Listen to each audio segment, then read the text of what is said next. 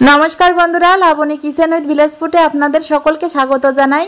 আজকে তৈরি করে দেখাবো আরো একটি নতুন রেসিপি, সেটা হলো মায়ের হাতের সুস্বাদু লাড্ডু। এই লাড্ডুটা আমি আমার মায়ের কাছ থেকেই শিখেছি। এটা খেতে এতটা মজাদার এবং সুস্বাদু হয় যে আপনারা একবার খেলে বারবার খেতে ইচ্ছে করবে। এই লাড্ডুর টেস্টটা কিন্তু একেবারে দোকানের স্টাইলের মতো হয়ে থাকে, দোকানের থেকে কিন্তু কোনো অংশে কম নয়। তো আমি কিভাবে তৈরি করে দেখালাম এটা আজকে আপনাদের সাথে শেয়ার করব।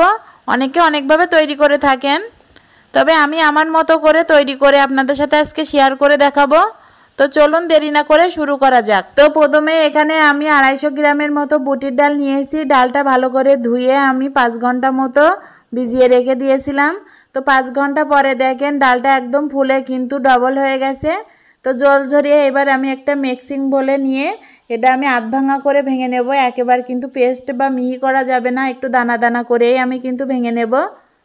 তো দেখেই বুঝতে পারছেন ঠিক এই পর্যায়ে কিন্তু দিতে হবে। এখানে আমি অল্প এক টিপখানি কিন্তু লবণ দিয়ে দিলাম, আর কিন্তু কিছুই দেব না। দিয়ে একটু ভালো করে মেখে আমি ছোট ছোট গোল গোল করে ভেজে নেব। তো ভেজে নেওয়ার জন্য প্যানের পরে কড়াই বসিয়ে এতে পরিমাণ মতো সয়াবিন তেল দিয়ে দিলাম। তেলটা একটু গরম হয়ে উঠলে আমি হাতের সাহায্যে এরকম চ্যাপটা করে করে ডালের বড়াগুলো করে নেব।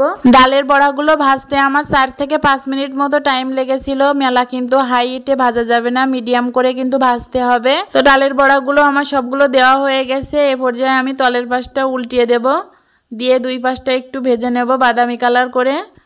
মেলা কিন্তু হাই হিটে ভাজা যাবে না, তাহলে ভিতরে কাঁচা থাকবে, বাইরে ভাজা হয়ে যাবে। তো দেখেন ডালের বড়াগুলো কিন্তু আমার সব ভাজা হয়ে গেছে। এ পর্যায়ে আমি তেল ঝরিয়ে ডালের বড়াগুলো তুলে নেব।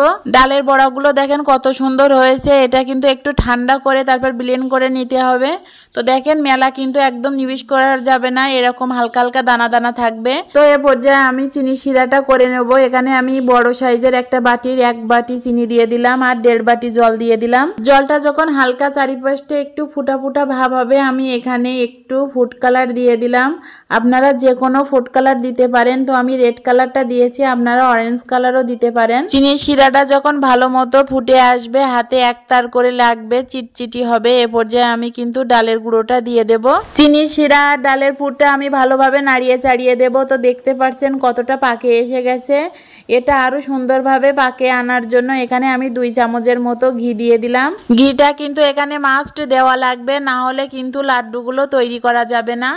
তো দেখেই বুঝতে পারছেন ঘিটা দেওয়ার পরে কত সুন্দরভাবে এটা দলা বেঁধে এসেছে। তো এইভাবে কিন্তু আমি 6-7 মিনিটের মতো নাড়াচাড়া করে নেব। তো দেখেই বুঝতে পারছেন কত সুন্দরভাবে পাকে এসে গেছে।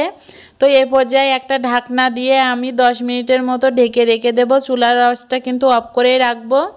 রেখে আমি 10 মিনিটের মতো ঢাকনা দিয়ে চাপা দিয়ে রাখবো। তো 10 মিনিট পরে আমি ফিরে আসব।